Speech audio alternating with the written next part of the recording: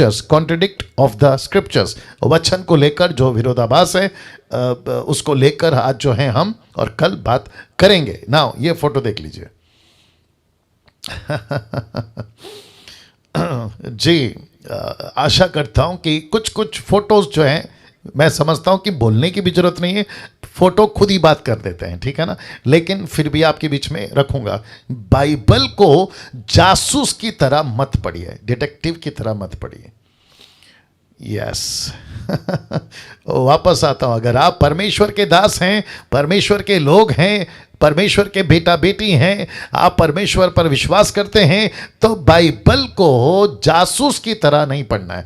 नीचे रेड पे लिखा है डिटेक्टिव की तरह नहीं पढ़ना है। कुछ लोग क्या करते हैं, अविश्वासी जो लोग होते हैं ना, जाकिर नायक, राहुल आर्या, या फिर और भी कोई सनातन धर्म वाले और अदर लोग जो हैं एथिक यानी कि नास्तिक लोग जो हैं, वो खुद तो नहीं सुधरेंगे, खुद सच्चाई को नहीं जानेंगे, सत्य को पता नहीं लगाएंगे, लेकिन हमारी जो बाइबल है जिसमें सत्य है, जिसमें बहुत कुछ मसाला है मानव जाति को बचाने के लिए, पाप से, नरक से, अनंत न्याय से, लेकिन उसके ऊपर पड़ जाएंगे। और ये काम किसका है जी? लूसीफर का, क्योंकि वो नहीं चाहता है कि पीसफुली, शांतिपूर्वक, ना तो तब जब यीशु थे, न तब जब पतरस थे, न तब जब पौलुस थे, और न अब जब आप और मैं, वो नहीं चाहेगा कि किसी प्रकार का काम ठीक से चले। जब बाइबल नहीं थी तो यीशु की बातों पर आलोचना, जब बाइबल आ गई तो बाइबल की बातों पे आलोचना। सीरियस समझ रहे? मैं रिपीट कर दूं, जब बाइबल नहीं थी तो यीशु की बातों पे आलोचना, जब बाइबल आ गई तो अब बाइबल की बातों पे आलोचना। बोला ये ऐसा क्यों, वो वैसा क्यों? तो सबसे पहले चीज, यूट्यूब के लोगों, जूम के लोगों, डीटी के लोगों, आपको बताता चलूं कि कभी भी बाइबल के वचन को जासूस की तरह नहीं पढ़ना। मतलब दिमाग के किसी कोने में, मुझे भी काफी कॉल्स आते हैं, पंजाब से आते हैं, भारत से आते हैं, अलग अलग जगह से आते हैं, कहते हैं कि पास्टर डैनियल मैं विश्वासी होकर 2 साल हो गया, 5 साल हो गया, 10 साल हो गया, कुछ लोग तो हद कर देते हैं 40 साल हो गया, लेकिन मुझे है ना एक वचन पे ना शंका है, डाउट है। ले भाई, इसको कहते हैं जासूसगिरी। तो ऐसे नहीं पढ़ते हैं बाइबल को। देखिए मैं रखूंगा भी, आपको जब कोई चीज़ नहीं समझ में आती है तो बेस्ट क्या है? चुप रहना। दूसरा क्या है? प्रार्थना करना है। तीसरा क्या है? आपके जो मेंटर हैं, मतलब जो आपको लीड करते हैं, सिखाते हैं, उनको पूछना है। चौथा क्या है? आगे बढ़ो सीधा क्या है? आगे बढ़ो, दैट्स इट। आज नहीं तो कल देर सवेर आपको बातें समझ में आ जाएंगी। लेकिन कभी भी, पहली चीज आपके स्क्रीन पे रख रहा हूं, यूट्यूब के लोगों आप भी देख लीजिएगा कि जासूस की तरह आपको बाइबल नहीं पढ़नी है, लाइक अ डिटेक्टिव। ओके, नाउ इसको देख लीजिए। मूसा की 5 किताबें, मूसा की 5 किताबें पढ़ोगे तो डिटेक्टिव की तरह अगर पढ़ोगे तो गलतियां मिलेगी। मैं कुछ सेकंड रख रहा हूं, आपको अभी से बताता चलूं, जिसको मैं कल रखूंगा कुछ कुछ पॉइंट, ठीक है ना। मूसा की किताब जिसको कहते हैं उत्पत्ति, निर्गमन, व्यवस्था, गिनती और व्यवस्था विवरण, जेनेसिस, एक्सोडस, लेविटिक्स, नंबर, डेटोनॉमी, ये जो 5 किताबें हैं, आप अगर डिटेक्टिव की तरह पढ़ोगे, जासूस की तरह पढ़ोगे, तो मैंने लिख दिया है कि गलतियां आपको मिलेंगी। ये पक्की बात है। जैसे कि एक एग्जांपल दे देता हूं, अगर परमेश्वर कल मुझे मौका देता है तो मैं रखूंगा बात को। मूसा की आखिरी अध्याय, मूसा का आखिरी चैप्टर, क्योंकि वो मर चुका था, तो फिर कहते हैं कि मूसा का व्यवस्था विवरण का आखिरी चैप्टर, द बुक ऑफ डिटरनॉमी का लास्ट चैप्टर, उसको मूसा कैसे लिख सकता है? तो क्या जरूरत है आपको उसमें घुसने की? मूसा ने नहीं लिखा, हो सकता है कि यहोशू ने उसको कंप्लीट किया, लेकिन जो 5 किताबें चलाता चलाता लिखता लिखता आ रहा है, तो आखिरी अध्याय अगर किसी और ने लिखा है तो उसका नाम मेंशन करने की जरूरत है। इसको कहते हैं बुद्धि, इसको कहते हैं अकल। यस, तो मूसा ही इसका ऑथर है। अब उसमें क्यों घुसना है? परमेश्वर का दास मूसा को अगर परमेश्वर लिखता है, क्रेडिट देता है, तो क्या तकलीफ है? इसको कहते हैं ना कि यीशु मसीह ने क्रूस उठाया। बहुत ध्यान से सुनिएगा, यीशु मसीह ने क्रूस उठाया। आपके जहां पे सैक्रिफाइस करना था, गोलगता के पहाड़ पे, खोपड़ी का पहाड़ भी जिसको कहते हैं, तो बीच में किसी को दिया था क्रूस उठाने। तो हम ऐसा कहें कि यीशु ने पूरा क्रूस नहीं उठाया, 2 लोगों ने मिलकर उठाया, ऐसे बोल सकते हैं? कम ऑन, बात करिए। क्रेडिट किसको जाएगा? यीशु को जाएगा ना। या सी, तो इसका मतलब है कि 5 किताबें मूसा ने लिखी, अगर आप उसको डिटेक्टिव की तरह पढ़ोगे तो गलतियां पक्का मिलेगी।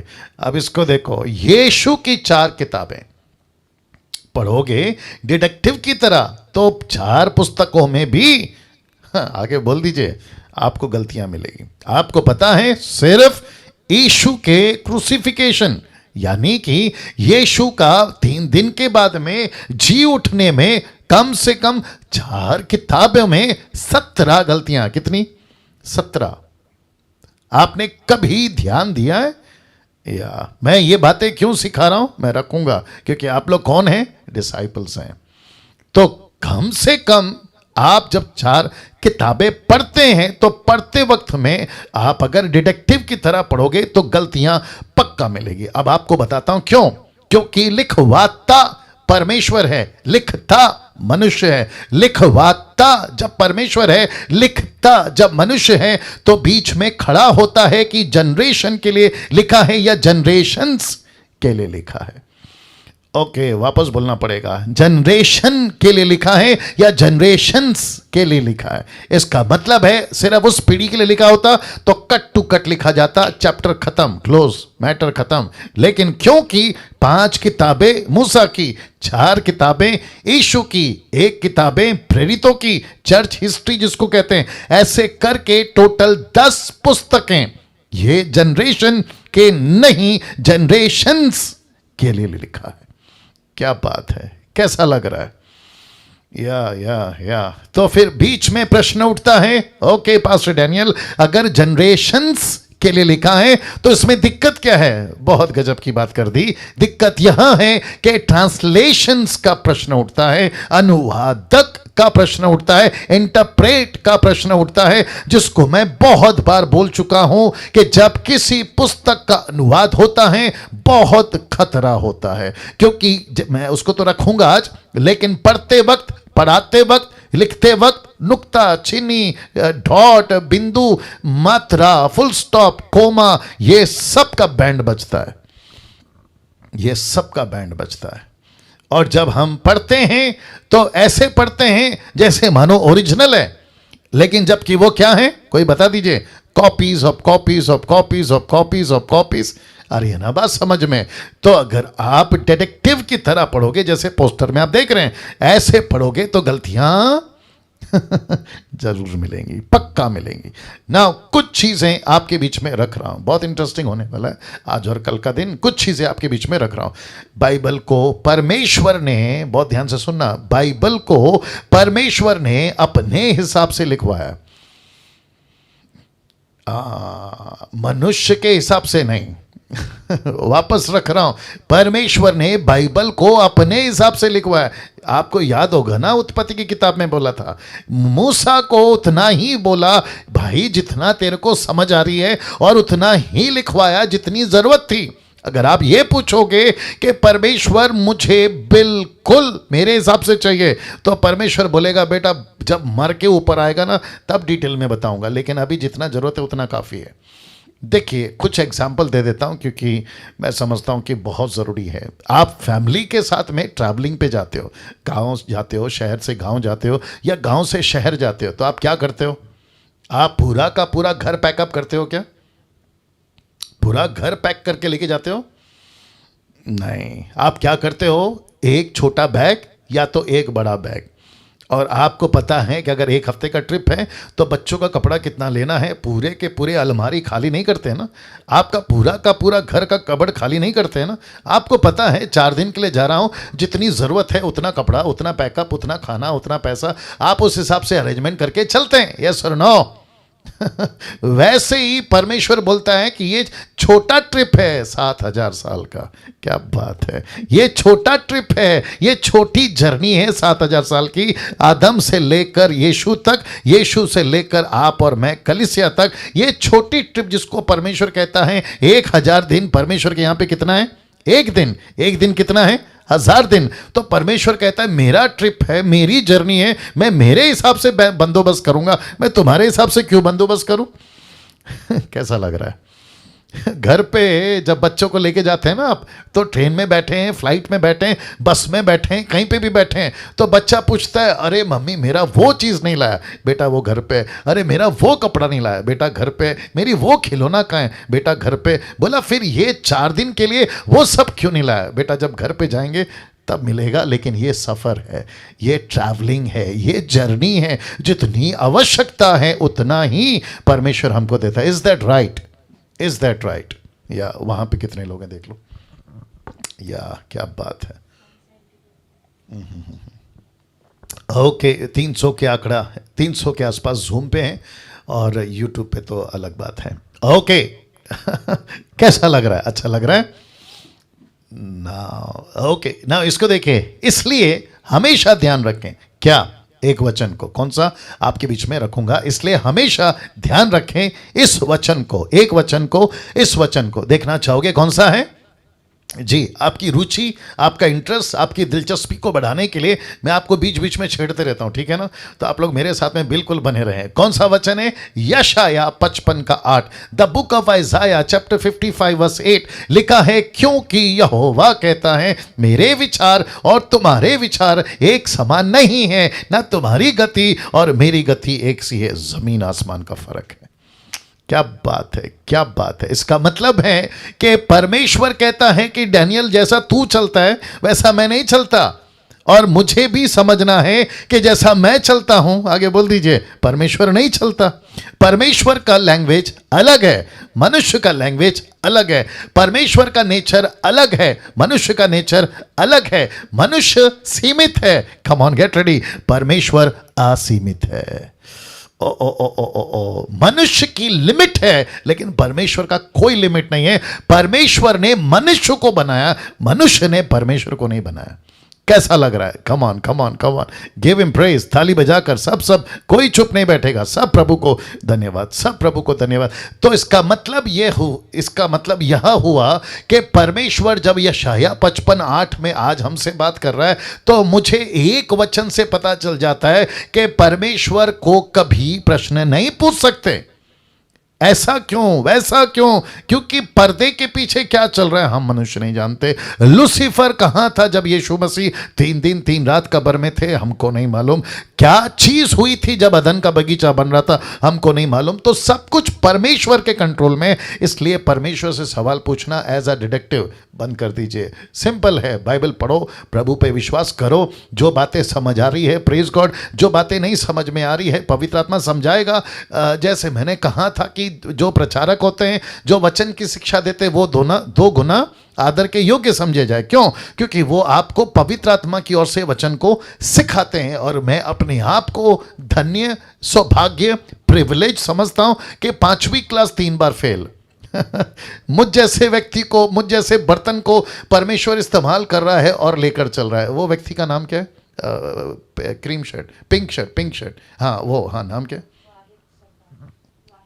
ओके ब्रदर, वाहिद सरदार। आप क्या कर रहे हैं सर? आप टीचिंग ले रहे हैं या किसी से बात कर रहे हैं? फोकस करिए, टीचिंग पे फोकस करिए। इतने अच्छे पंचेस दे रहा हूं, आप किसी से बात कर रहे हैं। अगर आपको ऐसा करना है सर, हाथ जोड़ के रिक्वेस्ट करता हूं, आप शायद अपना काम कर सकते हैं। Thank you so much, but you have to be focus. Okay, अगर आपने टाइम निकाला है 24 घंटे में तो फोकस करिए। अगर आप क्या कहते हैं ना, सुन रहे हैं, तो you have to response. Okay, मैं काफ़ी टाइम से आपको नोट कर रहा हूँ, प्लीज़ रिस्पॉन्स करिए। ओके, ये इसलिए कह रहा हूँ, गुस्सा आ सकता है, ये इसलिए कह रहा हूँ क्योंकि जब मेहनत करके पत्नी खाना बनाती है या माँ या बहन खाना बनाती है और अगर उसको रिस्पॉन्स नहीं मिलता है तो माथा ख़राब होगा। वैसे ही मैं भी आपके लिए मेहनत करके लाता हूँ और अगर रिस्पॉन्स नहीं आता है तो फिर प्रश्न उठता है कि आगे आप समझदार हैं। ओके, तो वापस कहता हूं, यशाया 55:8 कहता है, क्योंकि यहोवा कहता है मेरे विचार तुम्हारे विचार एक समान नहीं है, ना तुम्हारी गति मेरी गति एक सी है। तो जमीन आसमान का फर्क है। हम परमेश्वर के मन को नहीं पढ़ सकते, गति को नहीं पढ़ सकते, परमेश्वर की बातों को नहीं जान सकते। जितना कुछ कहा है उतना काफी है। इसीलिए आपको सब कुछ ऑर्डर और लाइन में नहीं मिलेगा। क्या बात है, क्या बात है। राइट चंदन मस्के, या चंदन चंदन चंदन मस्के, राइट। ओके, तो वापस कहता हूं कि परमेश्वर का वचन कभी ऑर्डर में, कभी लाइन में नहीं मिलेगा। उसकी वजह क्या है मैं आपको बताता हूं। देखिए, यह बाइबल का इतिहास ब्लैक में स्पॉट किया है, घटनाएं ब्लैक में स्पॉट किया है, व्यक्तित्व, पर्सनालिटीज की बात कर रहा हूं। तो इतिहास, घटनाएं और व्यक्तित्व, आप जब बाइबल को पढ़ते हो, ये कई हजारों सालों से तरह तरह के कल्चर, लोग और जातियों से होकर आपके पास पहुंचा है। या सी, कभी ऐसा सोचा था? नहीं, सोचा भी हो सकता है, मैं गलत भी हो सकता हूं, लेकिन अगर नहीं सोचा था तो देखो, आपको डीटी में ये सारे पॉइंट्स मिल रहे हैं। यूट्यूब के लोगों, मैं नहीं समझता हूं कि बाहर ऐसी बातें होती होंगी। अगर होती हैं तो सलूट है, लेकिन अगर नहीं होती तो ले लो, आपके लिए दे रहे हैं। तो बाइबल का इतिहास और घटनाएं और व्यक्तित्व कई हजारों सालों से तरह तरह के कल्चर और लोग और जातियों से होकर आपके पास पहुंचा है। मैंने कल्चर का क्यों जिक्र किया है? क्योंकि ओल्ड टेस्टमेंट में कल्चर अलग था, यहूदियों का कल्चर अलग था, इजरायलियों का कल्चर अलग था, यीशु के टाइम पे तरह तरह के लोग का कल्चर अलग था। आप देख सकते हैं, इथोपियन जो फिलिप ने जिसको वचन सुनाया वो इथोपियन था, उसका कल्चर अलग है, उसके बॉडी का, स्किन का कलर अलग है। वैसे ही बहुत सारे लोग उस वक्त में अलग अलग कल्चर से आते थे। इन सब से गुजर कर ये एक बाइबल, जिसको कहते हैं 66 बुक की एक बाइबल आपके पास पहुंची है। तो सोच के देखो कितना संभाल के इसको पढ़ना पड़ता है और इन सब चीजों का ध्यान रखना पड़ता है। प्रश्न कब उठते हैं?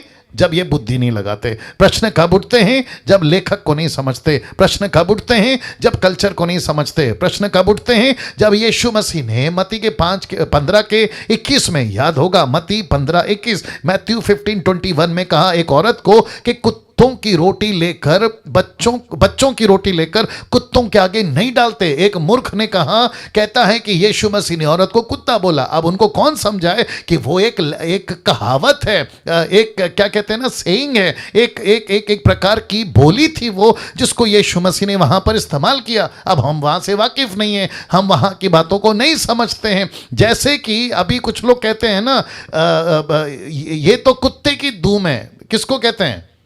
बता दीजिए प्लीज। इंसानों को कहते हैं। तो इंसान कुत्ता का दुम कब से हो गया बताइए? लेकिन इसको क्या कहते हैं? एक कहावत है। वैसे यीशु मसीह ने कहा सुअर और कुत्तों के आगे मोती मत डालो, तो एक कहावत है, उन दिनों में चलती थी। जैसे मैं अभी कहता हूं गई भैंस पानी में। अब मुझे बताइए, इसका कोई लॉजिक है? भैंस पानी में जाएगी कि नहीं जाएगी?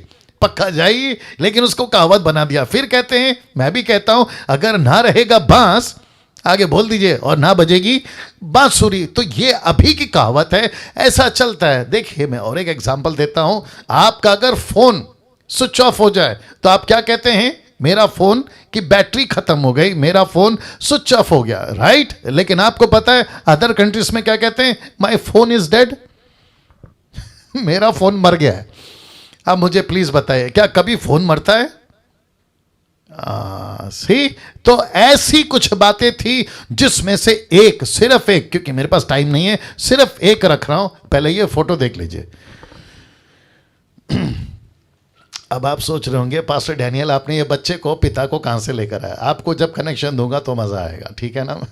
मैं कोशिश करता हूं कि ऐसा कुछ ना कुछ आप लोग के लिए लाता रहूं, ताकि इंटरेस्टिंग भी बने और आप लोग बातों को सीख भी सकें, ठीक है ना जी?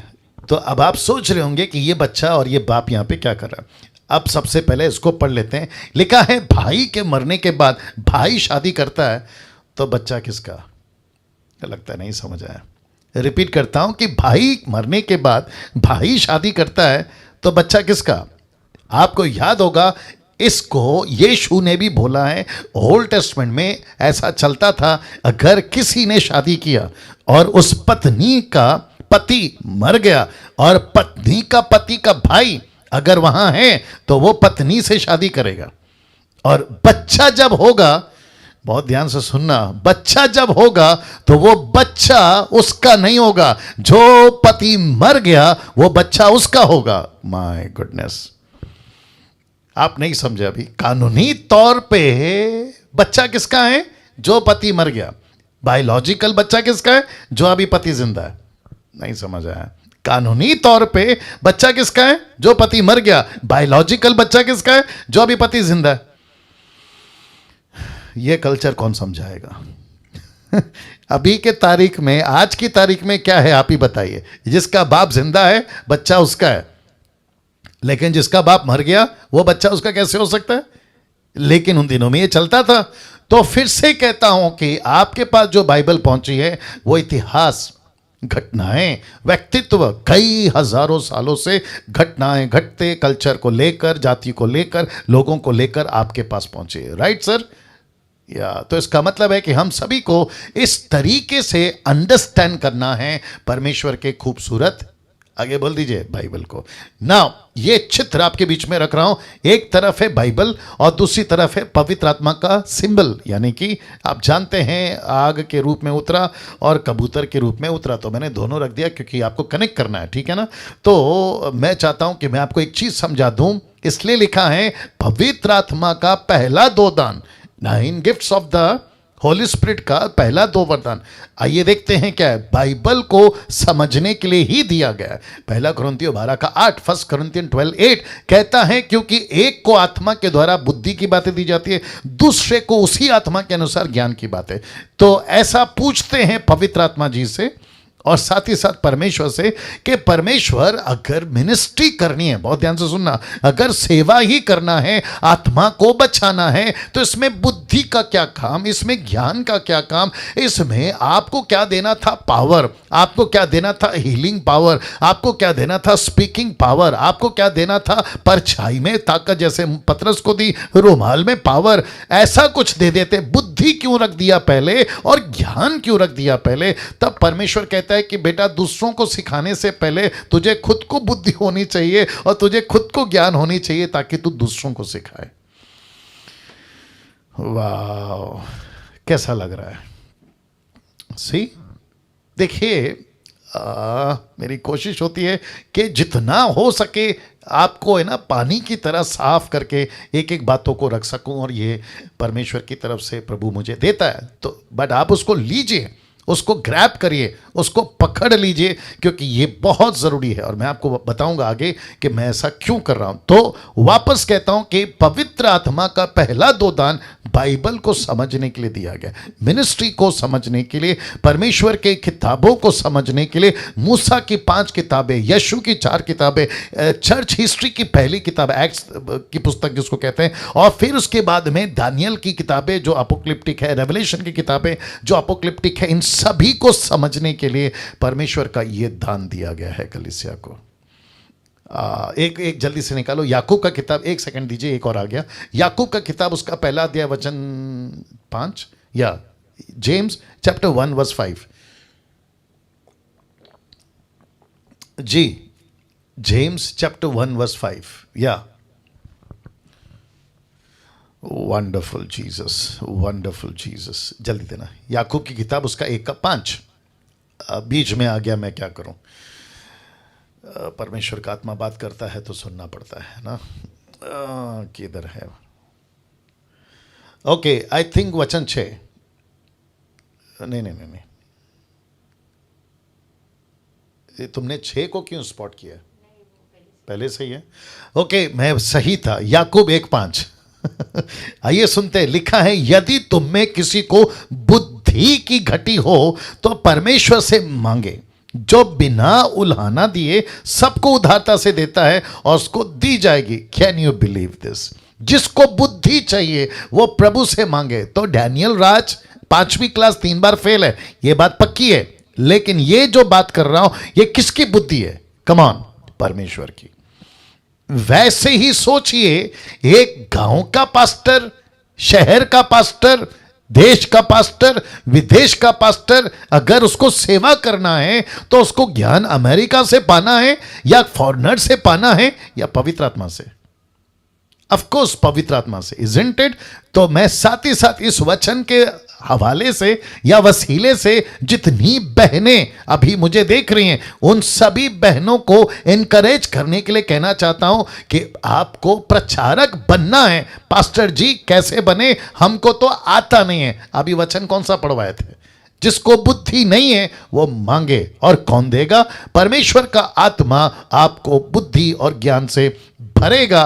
क्यों? क्योंकि आप सेवा कर रहे हो। नाउ इस डीटी से हम आपको सिर्फ, इस डीटी से मतलब डिसाइपलशिप ट्रेनिंग, इस डीटी से हम आपको सिर्फ आत्माओं को बचाकर स्वर्ग में भेजने का ज्ञान नहीं दे रहे हैं, बल्कि चेला बनकर दूसरों को कैसा चेला बनाते हैं उसकी ट्रेनिंग दे रहे हैं। वाह, सी इसका मतलब है कि मुझे, आपको, सबको, यूट्यूब वालों, हम सभी को आत्मा तो बचानी है, स्वर्ग पहुंचाना है, यह बात सही है, लेकिन सबसे इंपॉर्टेंट है चेला बनो और दूसरों को चेला कैसे बनाते हैं उसकी प्रशिक्षण ट्रेनिंग आपको लेनी जरूरी है। और जिसको थर्ड फेज में, तीसरे फेज में जिसको कहते हैं एम्पावरमेंट, जब अगले महीने से शुरू होगा तो उस पे सिर्फ इसी बात पे फोकस किया जाएगा कि how to be a disciple and how to make a disciple. इसके ऊपर हम लोग बात जरूर करेंगे, ठीक है ना। नाउ मैं चाहता हूं कि अभी तक आप बहुत सारी बातें सीख चुके हैं। परमेश्वर आगे जैसे जैसे बढ़ेंगे, परमेश्वर हमारी सहायता करता रहेगा। तो दूसरों को ज्ञान देना, सिखाना के ऊपर पतरस ने कुछ कहा है, माफ करें पौलुस ने कुछ कहा है। आइए देखते क्या कहा है। पहला तीमुथी 2:4 वो कहता है, वह यह चाहता है, कौन? परमेश्वर, कि सब मनुष्यों का उद्धार हो और सत्य को, जरा देखिएगा, लिखा है भली भांति पहचान ले। सबका उद्धार हो ये चाहता है, हिंदू का, मुस्लिम का, सिख का, ईसाई का, बुद्धिस्ट का, पारसी का, यहूदी का, इसका उसका, वैसा वैसा पैसा, सबका। लेकिन कैसे? सत्य को भली भांति पहचाने। इसका मतलब है, कम ऑन गेट रेडी, सिर्फ उद्धार देना हमारा मकसद नहीं है, उसको एजुकेट करना ये हमारा मकसद है। वाह कुछ लोग कहते हैं मैं 40 साल से चर्च जा रहा हूं, लेकिन मत्ती की किताब कहां थी है उसको ये नहीं पता। मैं 10 साल से विश्वासी हूं, लेकिन प्रार्थना कैसे करते हैं उसको नहीं पता। तो इसका मतलब क्या है? उसका उद्धार तो हो गया, लेकिन क्या नहीं जाना? सत्य को भली भांति नहीं जाना। मैं जीसस क्राइस्ट कैसे बोलूं? मैं 28 साल पहले, मैं आप लोगों को आज बता देता हूं, 28 साल पहले मैं बाइबल को सिर्फ पकड़ता था, पढ़ता नहीं था। क्यों पता है? क्योंकि पढ़ना नहीं आता था, बिल्कुल नहीं आता था, एक अक्षर जोड़कर नहीं पढ़ पाता था, ऐसी हालत थी। लेकिन घंटों घुटनों पे जैसे तैसे परमेश्वर से एक ही प्रार्थना करता था, प्रभु मुझे हिंदी सिखा दे, हिंदी सिखा दे, हिंदी पढ़ना सिखा दे। और मुझे नहीं पता था, मैं तो प्रार्थना कर रहा था कि प्रभु मुझे मुंबई को बचाना है, ये सच बता रहा हूं। मैं प्रार्थना करता था महाराष्ट्र को बचाना है, फिर मैंने एक लेवल आगे बढ़ाया, प्रभु भारत को बचाना है। लेकिन मुझे नहीं पता था कि परमेश्वर मेरे हृदय में पूरा विश्व को देगा, मुझे नहीं मालूम था। और जिसके चलते मैं समझता हूं कि जैसे उसने मुझ 5 फेल आदमी को अगर इस लेवल पे लाके रखा है, तो आप जितने मुझसे कई पढ़े लिखे हैं, आपको परमेश्वर कितना इस्तेमाल कर सकता है सोच के देखिए। इस वसीले से ये बात को कर रहा हूं। या मेरी गवाही की डॉक्यूमेंट्री फिल्म बनाई थी ये पावर टू चेंज वालों ने, वो वीडियो मुझे नहीं मिल रही है, लेकिन मेरी ज़िंदगी, अगर मैं कभी इसके ऊपर वीडियो बनाऊं, प्रभु अगर लीड करता है, तो मैं समझता हूं कि बहुत सारी बातें आप लोग जान पाओगे। चलिए, इंपॉर्टेंट नहीं है, बट मेरा फोकस है कि भली भांति, बिल्कुल एक्यूरेट, यीशु क्या था, यीशु ने क्या किया, एक एक चीज़ एक्यूरेट हमें पता होनी चाहिए, जिसके चलते आपके बीच में ये डीटी हमने स्टार्ट किया ना। बहुत ध्यान से देखिएगा, ये है आपका बाइबल। कॉन्ट्रडिक्ट स्क्रिप्चर्स को अध्ययन करते वक्त इन कुछ बातों का ध्यान रखें, क्योंकि ये आज भी चलेगा और कल भी चलेगा, ठीक है ना। बहुत ध्यान से, मैं अभी बेस बना रहा हूं, मैंने अभी तक, आज 24 मिनट हो गए, मैंने अभी तक बेस में, नॉट 24 मिनट, आधा घंटा हो गया शायद, मैं सिर्फ बेस बना रहा हूं, अभी तक मैं नहीं आया हूं। मैं कल आऊँगा इसके ऊपर खुल के, ठीक है ना। मतलब अभी तो शुरू कर दूंगा, वो बात अलग है, लेकिन देखिएगा, ठीक है ना। कॉन्ट्रडिक्ट स्क्रिप्चर्स को अध्ययन करते वक्त में इन कुछ बातों का ध्यान रखें। कौन कौन सी बातें आपके बीच में रख रहा हूं। व्यक्ति कौन है, पहला यह पता लगाओ जिसने वचन को लिखा। एक ही व्यक्ति के दो दो नाम भी होते हैं, यह भी पता लगाइए। घटना जब घट रही थी तो वहां कौन कौन था, यह पता लगाइए। लेखक ने जैसे लिखा क्या वैसे अनुवाद हुआ, ये पता लगाइए। अगर कोई इस बात का खुलासा नहीं हो रहा है, अगर कोई बात का खुलासा नहीं हो रहा है तो जबरदस्ती उसकी खोज मत करो। मैं आपको बताता हूं क्यों। क्योंकि व्यवस्था विवरण 29 का 29, डिटरोनॉमी 29:29 लिखा है गुप्त बातें, सीक्रेट थिंग्स, गुप्त बातें कहां हैं? परमेश्वर हमारे परमेश्वर यहोवा के वश में हैं, परंतु जो प्रकट की गई हैं वे सदा के लिए हमारे वंश में रहेंगी। माफ करें, वश में रहेंगे, वंश में रहेंगी। सोच के देखिए आप, गुप्त बातें ना। वापस आता हूं, बाइबल के कॉन्ट्रडिक्ट स्क्रिप्चर को पढ़ते वक्त में इन बातों का ध्यान रखें कि व्यक्ति कौन है जिसने लिखा, यह पहले पता लगाओ। वो व्यक्ति कौन था? एक छोटा सा एग्जांपल दे सकता हूं, देता हूं। मरकुस की किताब जिसका नाम है मार्क, वो व्यक्ति जब यीशु अस्तित्व में थे, मतलब जीवित थे, वो नहीं था। मरकुस की किताब पत्रस को पूछ पूछ के लिखा है। Can you believe this? वापस आता हूं, मरकुस की किताब, मार्क, लेखक mark, the author of the book mark, इसका जो लेखक है ना, वो यीशु के टाइम पे नहीं था। दूसरे शब्दों में वो यीशु के साथ में नहीं था। अब उसका उद्धार भी नहीं हुआ, ये भी क्वेश्चन मार्क है। लेकिन जब पतरस के साथ में उसने मरकुस की किताब को लिखने की बात करी, तब उसने पूछा,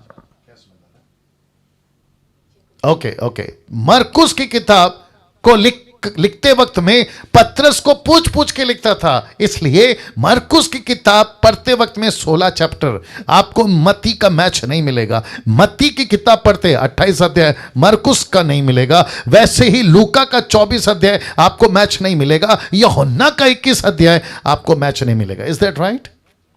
या रेणुका जी, या थैंक यू।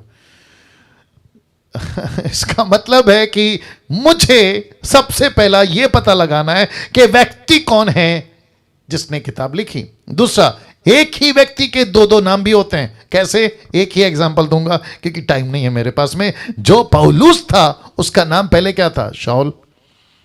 तो जो पहले शाऊल था बाद में नाम क्या हो गया? पौल। तो अगर शाऊल लिख रहा है, जो कि एक्ट चैप्टर 7 में स्टीफन को जब पत्थर मारा जा रहा था तो किसके पैर के पास में कपड़े रखे थे? वो था शाऊल। फिर 9वें अध्याय में जिसने यीशु ने उसको दर्शन दिया, ही बिकेम पॉल। तो जब पढ़ते वक्त में एक ही व्यक्ति के दो नाम, वैसे बाइबल के अंदर मरियम के कम से कम 5 नाम है, ओल्ड से लेके न्यू टेस्टमेंट तक। तो कौन सी मरियम है ये तो पता लगाओ। यीशु की खबर पे कौन सी मरियम गई थी ये तो पता लगाओ। मार्था की बहन कौन थी? क्या वो मैगदलीन थी या सिर्फ मैरी थी? ये तो पता लगाओ। तो पढ़ते वक्त में व्यक्ति के दो दो नाम होते हैं। जैसे मत्ती की किताब में जब यीशु पैदा हुआ तो हेरोदेस राजा था, लूका की किताब में कोई और राजा है। तो लेखक कहते हैं यहां पे दो दो है और आपस में कॉन्ट्रडिक्ट है। हो सकता है तो उसके ऊपर कल आऊंगा। लेकिन यह भी तो पता लगाओ कि वही व्यक्ति का दो दो नाम भी तो हो सकता है। Can you believe this? कैसा लग रहा है? See how simple is this. और फिर कहते हैं कि कॉन्ट्रडिक्ट है, फिर कहते हैं कि इनकी बाइबल में कितनी गड़बड़ है। वैसे ही मैं कहता हूं कि हम सब कौन हैं? चेले हैं। हम ऐसे लोग हैं जो अंधों को रास्ता दिखाएंगे, हम खुद अंधे बनकर नहीं चलेंगे। फिर घटना जब घट रही थी तो वहां कौन कौन था यह भी पता लगाना है। मैं अभी रखूंगा। मत्ती की किताब कहता है कि मंदिर का पर्दा तब फटा जब यीशु ने जान दे चुके थे। लूका कहता है यीशु बाद में मरे, मंदिर का पहला पर्दा बाद में फटा, माफ करें पहले फटा। तो प्रश्न उठता है कि जब घटना घट रही थी तो लेखक वहां था क्या? नहीं, मैं तो आपको पहले ही बता चुका हूं कि मत्ती, मरकुस, लूका, यूहन्ना 20 यानी कि 2 से लेके 3 डेकेड्स के बाद लिखी गई, एक्यूरेट। और इसका लेखक कौन है? वो लोग जो यीशु के साथ में नहीं घूम पाए। तो लोगों से पूछा, राजाओं से पूछा, वहां के पढ़े लिखों से पूछा, तब जाकर बात हमारे पास में पहुंची। तो अभी तक कैसा लग रहा है? वाह, सी नाउ ये तो मैं आपको बता चुका हूं, लेखक ने जैसा लिखा क्या वैसे अनुवाद होता है, बहुत इंपॉर्टेंट है। साथ ही साथ में गुप्त बातें परमेश्वर के हाथों में रखी हैं, जो जरूरत है उतनी काफी, और बाकी नहीं है तो भी काफी है। ओके, नाउ अब बात करते हैं फर्स्ट कॉन्ट्रडिक्ट स्क्रिप्चर की। मैं इतना स्लो इसलिए जा रहा हूं ताकि एक एक बात आपको समझ आ सके। तो मैं जानता हूं कि आपके अंदर जो जिज्ञासा है, तड़प, भूख, वो बढ़ गई होगी। तो सबसे पहले इस पॉइंट का पहला कॉन्ट्रडिक्ट स्क्रिप्चर आपके बीच में रख रहा हूं। जितने यूट्यूब के लोग हैं आप लोग भी देख लीजिएगा ना। क्या है, आपको पहले फोटो दिखा देता हूं।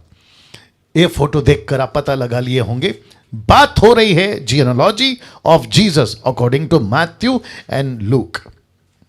मैं रिपीट करता हूं, यीशु की वंशावली मत्ती की किताब और लूका की किताब से। वापस आते हैं इंग्लिश में, genealogy of Jesus according to Matthew and Luke. तो सबसे पहले मत्ती का एक एक आपके बीच में रखना हो। लिखा है इब्राहिम की संतान, दाऊद की संतान, यीशु मसीह की वंशावली। फिर वचन 17 डायरेक्ट कट करके डाल दिया हूं। क्यों? क्योंकि हमें जितनी जरूरत है उतना आपको दे रहा हूं, सब कुछ देने की जरूरत नहीं है। 17 लिखा है इब्राहिम से दाऊद तक 14 पीढ़ी, दाऊद से बाबुल को बंदी होकर पहुंचाए जाने तक 14 पीढ़ी, बंदी होकर बाबुल को पहुंचाए जाने के समय से लेकर मसीह तक कितनी? 14 पीढ़ी। तो इसको कहते हैं टोटल यहां 42 वंशावली है। Is that right? या 42 वंशावली। ओके, ये भी बता देता हूं क्योंकि मेरी लिस्ट में नहीं है, लेकिन फिर भी बता देता हूं। गिनती में 42 नहीं मिलेगा, लेकिन गिनती में 41 ही मिलेगा। तो शुरुआत का 14 पक्का मिलेगा, सेकेंड 14 पूरा मिलेगा। लेकिन जब आप थर्ड 14 में आओगे ना, जो कि लिखा है कि बाबुल को पहुंचाए जाने के समय से लेकर मसीह तक, ये 14 जो लिखा है ना, ये आपको 14 नहीं सिर्फ 13 मिलेगा। पूछो क्यों? अभी बता देता हूं। वो इसलिए कि 14th जनरेशन यीशु है और उसमें 41 मिसिंग है, माफ करें 42nd मिसिंग है, 42 वंशावली मिसिंग है। अब ये कौन है? 1 पीटर चैप्टर 2 वर्स 9 लिखा है कि तुम परमेश्वर की चुना हुआ वंश हो। क्या बात है! तो हम हैं वो 42 जनरेशन। मैं रिक्वेस्ट करता हूं, अगर कभी गिनना है आप लोग गिन सकते हैं, आपको खूब मजा आएगा, ठीक है ना। नाउ यहां 42 वंशावली है, इसको 3 हिस्सों में, किसको? 14 14 14 को मैंने 3 हिस्सों में बांटा है। आइए देखते हैं वो 3 हिस्से क्या है। तो सबसे पहला हिस्सा है पूर्वजों का, दूसरा हिस्सा है राजाओं का, और तीसरा हिस्सा है अनजान। ऐसे कैरेक्टर्स जिनको कई लोग नहीं जानते।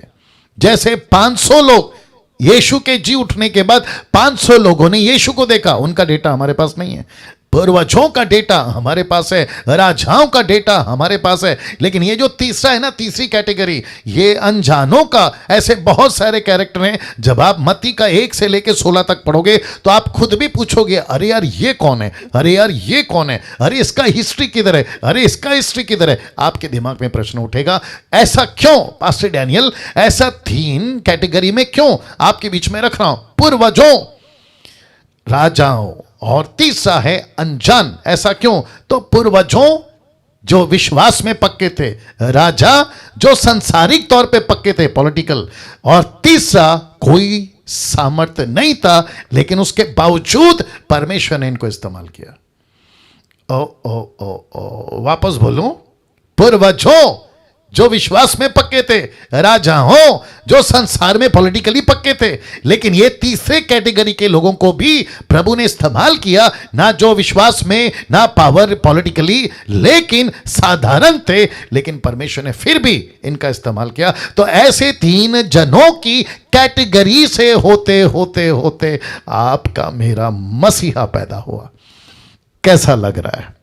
अभी कुछ लोग कहते हैं कि जो विश्वास में पक्के हैं प्रभु सिर्फ उन्हीं का इस्तेमाल करेगा, जो संसार में पॉलिटिकली पक्के हैं प्रभु सिर्फ उन्हीं का इस्तेमाल करेगा। लेकिन परमेश्वर के लिस्ट में ऐसे भी लोग हैं जो डैनियल कौन है नहीं जानते थे, निर्जला कौन है नहीं जानते थे। आप में से बहुत सारे को नाम तो नहीं लूंगा, आप कौन थे नहीं जानते थे। लेकिन यिर्मयाह 1:5 कहता है तुम अपनी माँ के पेट में आए भी नहीं थे, मैंने तुम्हारा नाम लेकर तुम्हारा अभिषेक कर दिया। क्या बात है, यहां तो जम के ताली होनी चाहिए। वंडरफुल जीसस, वंडरफुल जीसस, क्या बात है, क्या बात है। मैं तो कहता हूं कि आप लोग सब अपना अपना पीठ को थपथपाइए, है ना। आप खुद को शाबाशी दीजिए कि आपकी गिनती उसमें है और परमेश्वर आपको जो है अपना बेटा बेटी बनाकर इस्तेमाल कर रहा है। Thank you Jesus, thank you Jesus. एक पति पत्नी देख रहे हैं साथ में, बड़ा अच्छा लग रहा है। सेन गुप्ता, बाप रे माफ़ करिए ठीक से नाम नहीं ले पा रहा हूँ, बड़ा अच्छा लग रहा है, बहुत अच्छा, बहुत अच्छा, बहुत अच्छा। एक और बहन है जो वैशाल कुमार लुधियाना से, बहुत अच्छा। आप लोग भी देख रहे हैं, आप भी देख रहे हैं, वंडरफुल। प्रकाश राधा जी, क्या बात है, वंडरफुल। पति पत्नी के साथ हैं आप शायद, ओके, वाह। कभी सोचा था ऐसा है आपका बाइबल? क्या क्या मसाला, क्या क्या पॉइंट्स आपको प्रभु आज दे रहा है। देखिए, इनफैक्ट पहले एपिसोड से दे रहा है। तो पूर्वजों का पहला हिस्सा, राजाओं का दूसरा हिस्सा, अनजान लोग का पहला हिस्सा। पूर्वजों को क्यों? विश्वास में पक्के थे। राजाओं को क्यों? जो लेके परमेश्वर चला, जिसमें राजा शाऊल है, राजा दाऊद है और न जाने कितने, राजा यहोशापात है। संसार में पॉलिटिकली पक्के थे, पावर में पक्के थे, पैसा था। और तीसरी कैटेगरी लिखा है कोई सामर्थ नहीं, लेकिन उसके बावजूद भी वे परमेश्वर के लिस्ट में गिने गए। जिनको कोई नहीं पूछता था उनको तक परमेश्वर की लिस्ट में। नाउ जियोलॉजी की जब हम बात करते हैं तो मैं थोड़ा सा पीछे जाना चाहूंगा, तो वापस आपको बता दूं कि हम यीशु मसीह की जियोलॉजी की बात कर रहे हैं according to Matthew and Luke. क्योंकि कुछ लोग कहते हैं मती ऐसा कहता है, लूक ऐसा कहता है, इसमें कोई कॉन्ट्रडिक्ट नहीं है। आज दूध का दूध, पानी का पानी आपके बीच में करने जा रहा हूं। तो अभी तक ये बता दिया। नाउ आते हैं लूका के पास। लूका का 3 अध्याय वचन 23, आपको पता है, इसको पहले पढ़ लेते हैं। लिखा है कि जब यीशु आप उपदेश करने लगा, जो लगभग 30 वर्ष की आयु का था, जैसा समझा जाता था। फिर लिस्ट शुरू होती है कि वो कहां कहां से आया। लेकिन इंटरेस्टिंग पार्ट है ये, वहां 42 वंशावली है, यहां 75 वंशावली का जिक्र है। Can you believe this? अब यहां पे कॉन्ट्रडिक्ट उठ जाता है। लोग कहते हैं अच्छा कौन कॉन्ट्रडिक्ट करेगा? जो डिटेक्टिव की तरह बाइबल पढ़ेगा। लेकिन उसके लिए कॉन्ट्रडिक्ट नहीं है जो पवित्र आत्मा के बुद्धि ज्ञान से बाइबल को पढ़ेगा। तो 75 वंशावली आपके बीच में उसका जो खुलासा है रखने जा रहा हूं। तो इस लूक को मरियम की लाइन से, ना कि यहूदी लाइन से, क्योंकि मत्ती की किताब यहूदी लाइन से लिखी गई, लेकिन लूका की वंशावली, यीशु की वंशावली, लूक जब लिख रहा था, आप जानते हैं लूक कौन है? पेशे से डॉक्टर था। ये वही लूक है जिसने एक्ट्स को लिखा, तो उसको भी दिमाग में रखिएगा। तो मरियम की लाइन से उसने लिखा, ना कि यहूदी लाइन से, पर इस्राएली लाइन से उसने लिखा। प्रश्न है क्यों? बहुत गजब की बात दे रहा हूं आज, बहुत गजब की बात दे रहा हूं, आपके बीच में रखना चाहूंगा। क्यों? कारण है सुलेमान। कारण है सुलेमान। आप सभी जानते हैं कि सुलेमान कौन है? ये दाऊद का बेटा था, आप सभी जानते हैं, राइट? ये वो राजा था जिसने 40 साल परमेश्वर के मंदिर को चलाया, अद्भुत सेवा की, बहुत नाम कमाया, बुद्धि ज्ञान से परिपूर्ण था, 1000 पत्नियों के साथ में अपने बड़े आन शान रुबाब के साथ चलता था। लेकिन इसका एंड कैसे हुआ पता है? बहुत सारे मूर्ति पूजा को मानते, देवी देवताओं को उपासना करते करते निकला। तो ऐसे लाइन में मरियम कैसे आएगी बताइए? मरियम नहीं आ सकती ना ये लाइन में। तो इसका मतलब क्या पता है? मत्ती 1:8 में इसका नाम है, किसका नाम? सुलेमान का। लेकिन लूका के 3:31 में इसका नाम नहीं मिलेगा आपको, बल्कि किसका नाम मिलेगा पता है? आपको नाम मिलेगा नातान का। ये नातान कौन है? आप सभी जानते हैं, ये भी दाऊद का बेटा है। तो ये दाऊद का लाइन, इसको यहां से कट कर दिया। किसने? लूक ने। इसने कहा कि नहीं लिख सकता बॉस, ये सुलेमान की लाइन में मैं यीशु को नहीं डाल सकता, लेकिन यहूदियों ने डाला। यहूदियों के कॉन्सेप्ट में आपको मत्ती की किताब में मिलेगा, लेकिन लूका की किताब में आपको सुलेमान नहीं मिलेगा, आपको नाथान मिलेगा। डंके की चोट पे बोल रहा हूं। अब इसको कहते हैं हैवी डोज, इसको कहते हैं हैवी डोज। अब जिसको समझ आ रहा है वो ले सकता है, अब बाकी का मुझे नहीं मालूम क्या होगा, लेकिन लीजिए, क्योंकि मैं डिसाइपलशिप ट्रेनिंग दे रहा हूं। वाह कभी पढ़े थे ये सारी चीजें? सी, इसको कहते हैं परमेश्वर का प्रकाशन आपको और मुझे जो प्रभु दे रहा है। तो वापस कहता हूं कि मत्ती का जियोलॉजी और लूक का जियोलॉजी में कोई कॉन्ट्रडिक्ट नहीं है, लेकिन जो बुद्धि से पढ़ेगा, बात को समझेगा, फिर वो पता लगाएगा कि क्यों मत्ती ने ऐसा लिखा और क्यों लूक ने ऐसा लिखा ना। अब एक और कॉन्सेप्ट दे देता हूं। मत्ती एक एक वंशावली कहां से शुरू होती है पता है? ऊपर से नीचे, ऊपर से नीचे, मतलब अब्राहम से लेकर नीचे तक। लेकिन लूक कहां से शुरू करता है पता है?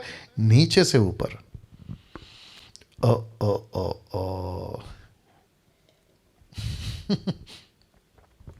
यीशु मसीह ऊपर से नीचे आते हैं, फिर नीचे से ऊपर का ये कनेक्शन। और इसका एंड कैसे होता है पता है? यीशु मसीह परमेश्वर का बेटा है। जो मानते नहीं है ना कि यीशु मसीह परमेश्वर का बेटा है, उसके लिए लूक कहता है मैं कैसे इसको छुपाऊं, मैं कैसे नहीं लिखूं। मेरी रिसर्च से पता चला, मेरी स्टडी से पता चला कि यीशु मसीह परमेश्वर का बेटा है, जो सीधे ऊपर को कनेक्शन करता है। तो मत्ती ऊपर से नीचे, लेकिन लूका नीचे से ऊपर। वाह, मुझे नहीं लगता है कि आज मैं कहां तक जा पाऊंगा, लेकिन जाते हैं। सेकेंड कॉन्ट्रडिक्ट स्क्रिप्चर देखना चाहोगे? पहला फोटो देख लीजिए। यीशु के 40 दिन के फास्टिंग में आप सभी को पता है कि लूसीफर, जिसको कहते हैं ना लास्ट टेम्पटेशन, आखिरी परीक्षा, एक कहता है मंदिर के कंगूरे पे, एक कहता है पहाड़ के चोटी पे। तो कौन क्या कहता है पहले रख देता हूं। मत्ती 4:8 कहता है फिर शैतान उसे एक बहुत ऊंचे पहाड़ पे ले गया, माउंटेन। लूक कहता है तब उसने उसे यरूशलेम में ले जाकर मंदिर के कंगूरे पे खड़ा किया।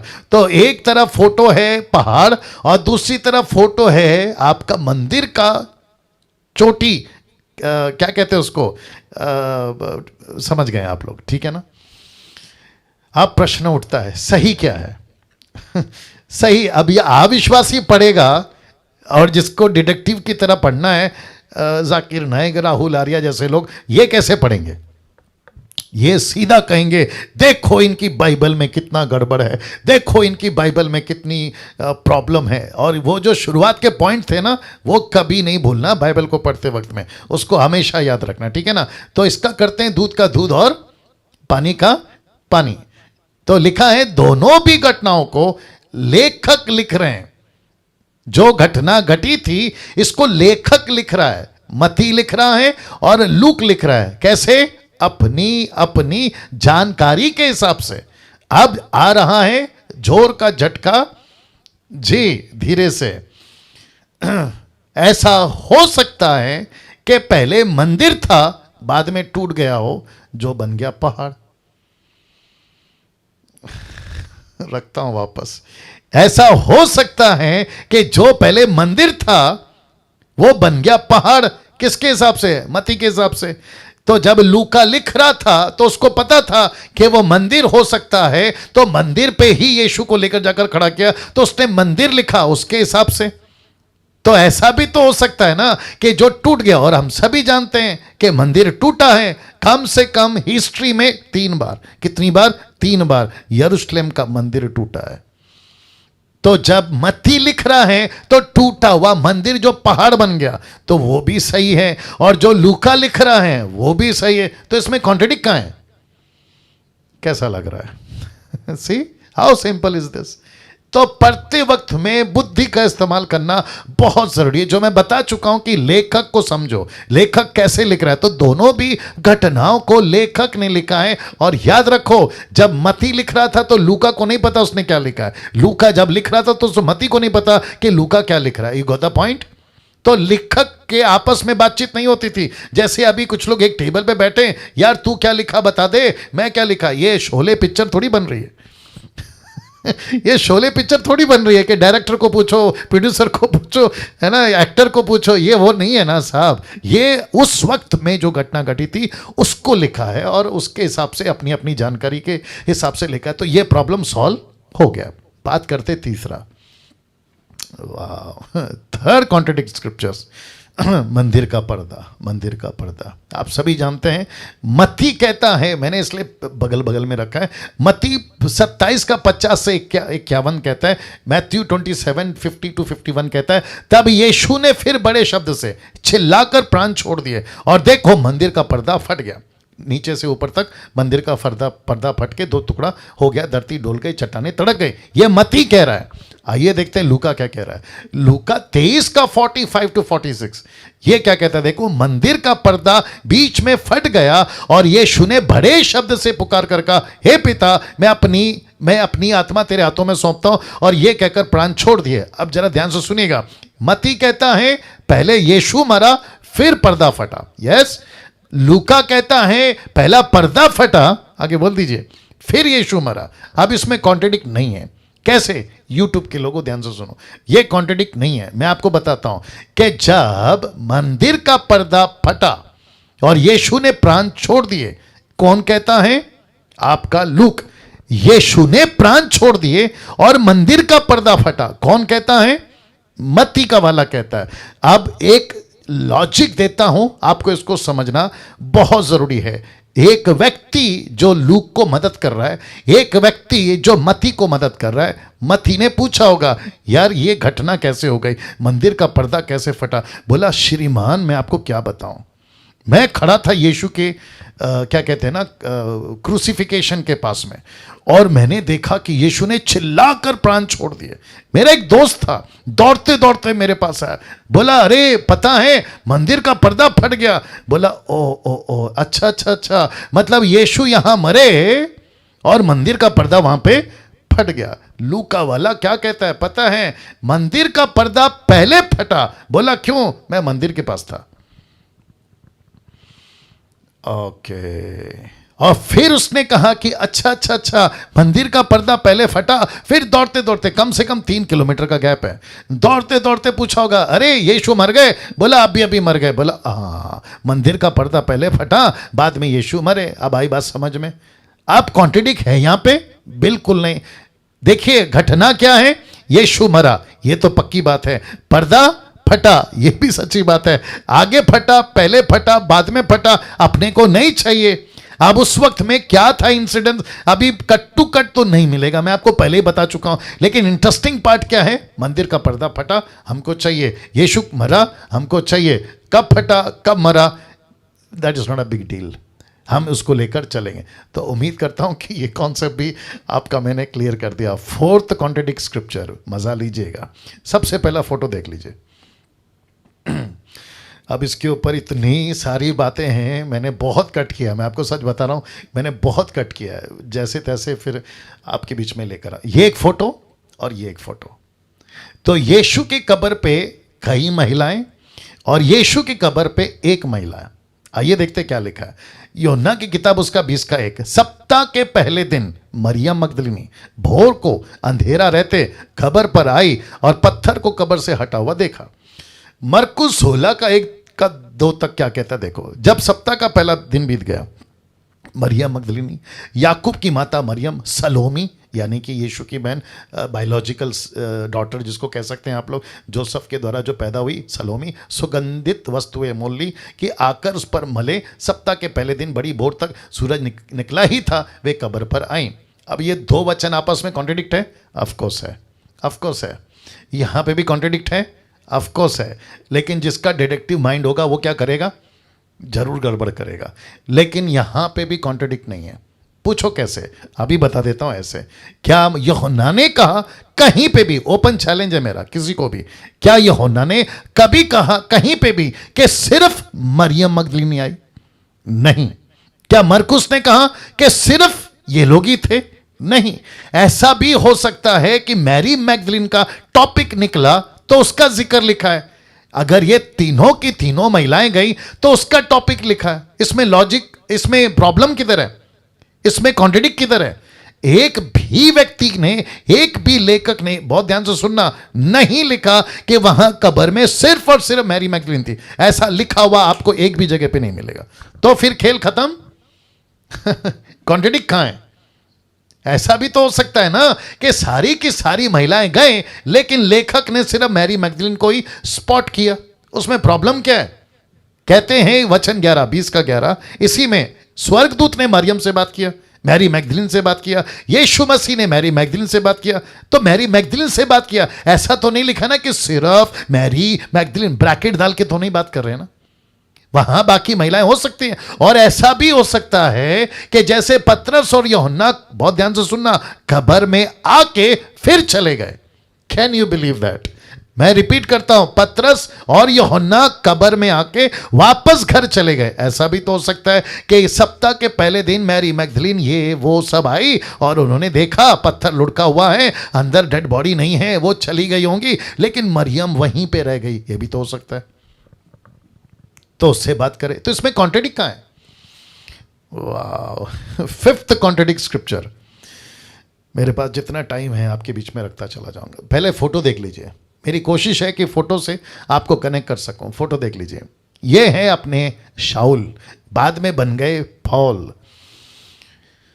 ये घोड़े से जा रहे थे दमिश्क, कलीसिया को सताने, सबको टॉर्चर करने, जेल में डालने, लेकिन रास्ते में मुलाकात हो गई राजाओं के राजा, आगे बोल दीजिए, प्रभुओं के प्रभु और अद्भुत परमेश्वर से। जैसे ही घोड़े में जा रहे थे, ठपक करके नीचे गिरे और इनके साथ में और इनके लोगों के साथ में कुछ घटनाएं घटी। आइए देखते हैं सबसे पहला क्या हो रहा है। प्रेरितों की किताब उसका 9 का 7। जो मनुष्य उसके साथ थे वे चुपचाप रह गए, क्योंकि शब्द तो सुनते थे परंतु किसी को ना देखते थे या देखते ना थे। यस, अभी इसी किताब का 22 का 9 क्या कहता है? देखो, मेरे साथियों ने ज्योति तो देखी परंतु जो मुझसे बोलता था उसका शब्द ना सुना। तो अब यह कॉन्ट्रडिक्ट है, बाहर वालों के लिए तो है, लेकिन अभी मैं इसका दूध का दूध और पानी का पानी कर देता हूं। तो वापस कहता हूं, 9 का 7 कहता है शब्द तो सुना, देखा नहीं। 22 का 9 कहता है ज्योति तो देखी, शब्द नहीं सुना। तो एक कहता है सुना, फिर एक कहता है नहीं सुना, एक कहता है देखा, 22 का 9 कहता है नहीं देखा। You got the point?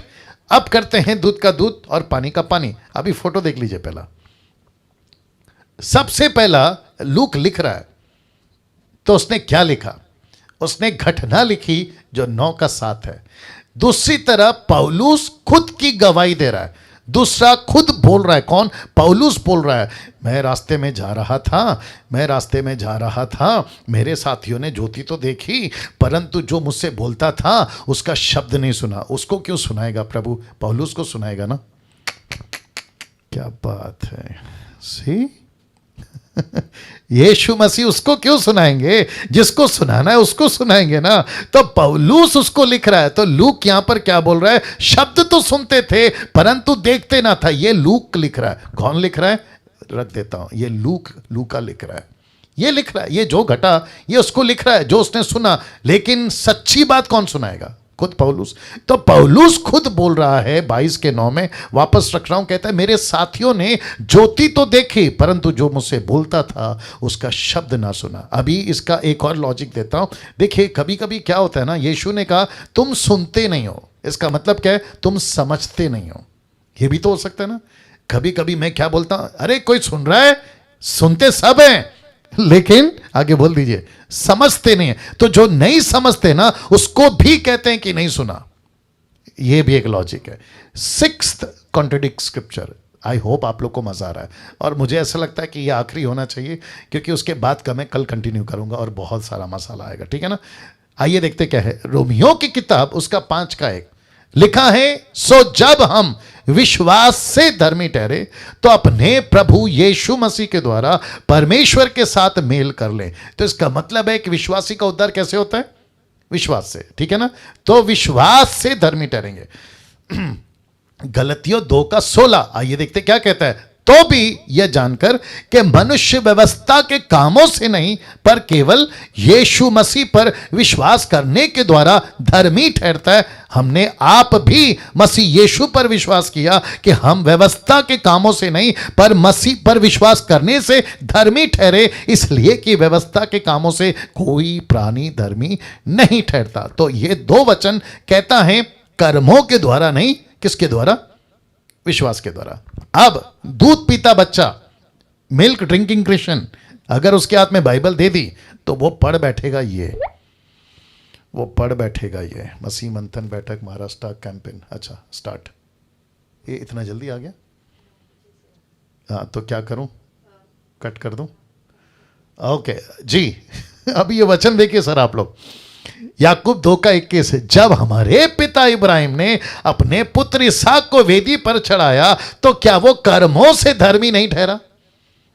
पहला क्या कहता है? विश्वास से धर्मी। यहां पे क्या लिखा है? कर्मों से धर्मी। फिर याकूब का 2:24, सो तुमने देख लिया कि मनुष्य केवल विश्वास से ही नहीं वरन कर्मों से भी धर्मी ठहरता है। अब सोचिए, ऐसा डॉक्ट्रिन नहीं बन जाएगा कि दान करो तो स्वर्ग जाओगे, कर्म करो तो स्वर्ग जाओगे, पुण्य करो तो स्वर्ग जाओगे। एक मुस्लिम दोस्त था मेरे नॉलेज में आया था, मैंने उसको पूछा, यार है ना, तुम बहुत पैसे देते हो, गरीबों को मदद करते हो। बोला फिर करना पड़ेगा। मैंने बोला क्यों? बोला जन्नत जाना है। माय गुडनेस, कहाँ जाना है? जन्नत जाना है। अब आप सोचिए, और वो पैसे कहाँ लगाता है पता है? बहुत पर्टिकुलर है, कहाँ शैतान ने भटका दिया। कहता है केवल शौचालय, टॉयलेट बनाऊंगा, टॉयलेट में पैसे डालूंगा। अब आप सोच के देखिए, ऐसे कितने सारे लोग। अभी मोदी साहब ने भी टॉयलेट बनाने का अभियान शुरू किया है हमारे भारत के अंदर। मुझे नहीं पता उसके पीछे लॉजिक क्या है। बहुत सारे लोग चप्पल बांटते हैं। मैंने पूछा भाई चप्पल क्यों बांटते हैं? बोला पता नहीं, मरने के बाद स्वर्ग में चप्पल नहीं मिला तो। बोला कपड़े क्यों बांटते हैं? बोला मरने के बाद स्वर्ग में कपड़े नहीं मिले तो। बोला खाना क्यों बांटते हैं? बोला मरने के बाद खाना नहीं मिला तो। Can you believe this? ये सारे कॉन्सेप्ट हैं भैया, यूट्यूब वालों आप भी सुनिए। और जिसके चलते ये वचन का सहारा लेके मुझे अभी तक खुशी है कि ऐसा कोई डॉक्ट्रिन नहीं बना, लेकिन बहुत जल्दी बन सकता है। देखो क्या लिखा, वापस से बताता हूँ। पौलुस कहता है विश्वास से धर्मी, लेकिन याकूब कहता है कर्मों से धर्मी। अब इसमें कॉन्ट्रडिक्ट है। हाँ, डिडक्टिव वाले पढ़ेंगे तो कॉन्ट्रडिक्ट है, लेकिन मुझ जैसे आप जैसे पवित्र आत्मा से बुद्धि पाए हुए तो कोई कॉन्ट्रडिक्ट नहीं है। तो दूध का दूध और पानी का पानी कर दूं? जी करता हूं। देखिए, जब यहां पे पौलुस बात कर रहा है ना, तो परमेश्वर और मनुष्य की बात कर रहा है। तो परमेश्वर के नजर में विश्वास चाहिए, लेकिन जब याकूब यहां बात कर रहा है तो यहां मनुष्य की बीच की बात कर रहा है, नॉट परमेश्वर की बात कर रहा है। तो वो कहता है यहूदियों के हिसाब से, कौन? अब्राहम, इजरायलियों के हिसाब से, कि बेटे को बलि दिया पब्लिक को समझाने के लिए, नॉट परमेश्वर को समझाने के लिए। परमेश्वर को आपका दान कर्म नहीं चाहिए, परमेश्वर को आपको विश्वास चाहिए। लेकिन लोकल पब्लिक में जहां पे आप उठते बैठते हैं तो वहां पे आपका सैक्रिफाइस लाइफ, आपका दान कर्म जो लोग देखते हैं, फिर वो कहते हैं ओ ये तो धर्मी है। एक एग्जांपल देता हूं, आपने कभी पढ़ा है याकूब 2:19 लिखा है, लूसीफर यानी कि दुष्ट आत्माएं भी विश्वास रखती है, तो क्या उनको स्वर्ग भेज दें? उनको स्वर्ग भेज दें?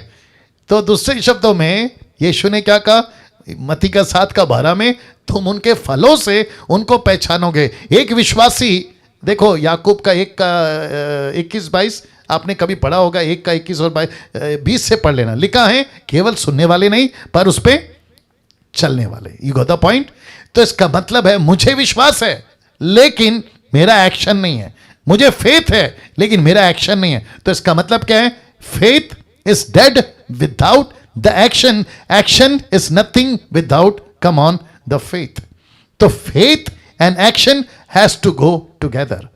तो यहां पे या माफ करें, पौलुस जब कह रहा है कि विश्वास से मैं उद्धार पाया, विश्वास से मैं प्रभु में। कॉन्सेप्ट कौन है? यहूदी, क्योंकि गलातियों की किताब यहूदियों को समझा रहा है, रोमियों की किताब में भी यहूदियों को समझा रहा है। तो यहूदियों को सामने रख के कहता है कि कर्मों पे मत चलो, विश्वास पे चलो। याकूब क्या कहता है? भैया विश्वासी तो हो, लेकिन गरीबों को दान नहीं दे रहे, मदद नहीं कर रहे हो, तुम्हारा कर्म तो नहीं दिख रहा है, विश्वास तो कर रहे हो। क्योंकि लूसीफर भी विश्वास करता है और याकूब 2:19 कहता है थरथराता है, कांपता है, लेकिन उसके फल कैसे हैं? बेकार। वाह, कैसा लग रहा है? सी, इसको कहते हैं परमेश्वर की आत्मा से जब आप बाइबल पढ़ते हैं तो दूध का दूध और पानी का पानी हो जाता है। अब कल बात करूंगा, इंटरेस्टिंग पॉइंट है, यीशु की गवाही, मेरी गवाही। तो 7th कॉन्ट्रडिक्ट स्क्रिप्चर